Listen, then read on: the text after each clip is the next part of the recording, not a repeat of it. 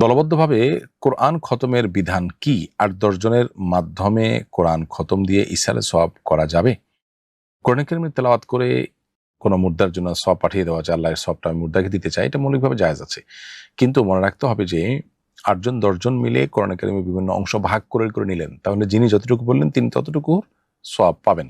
এটা এককভাবে কারোর জন্য খতম হবে না। হ্যাঁ, এই ৮-১০ জনের সবাই তেলাওয়াতের অংশ যদি মুর্দার জন্য পাঠান, যে সওয়াবটা মুর্দাকে দিতে চায় আল্লাহ, এই উদ্দেশ্যে তিনি নিবেদন করেন, তাহলে সেক্ষেত্রে মুর্দার সেটা সওয়াব পুরাটাই পেয়ে যাবেন। এতে কোনো সন্দেহ নাই। কিন্তু টাকা দিয়ে আজকাল এরকম লোক রেখে আপনার খন্দক পড়ানোর কালচার কমে গেলেও এখনো সমাজে আছে। অনেক আগে থেকে এটি চলে আসছে যে আমাদের দেশে লোক ভাড়া করে এনে ভাড়াটে হুজুরদেরকে দিয়ে কোরআন কারীমের তেলাওয়াত করানো হয়, খতম করানো হয় মুর্দার সওয়াব রেসানের জন্য। সেটা কিন্তু জায়েজ নয়। সেটা শরিয়ার দৃষ্টিকোণ থেকে নাজায়েজ। কারণ ইবাদত বন্দেগী করে তার বিনিময়ে নেওয়া জায়েজ নয়। কোরআন কারীমের তেলাওয়াত অন্যতম একটি ইবাদত, অতএব এর বিনিময় নেওয়া জায়েজ হবে না।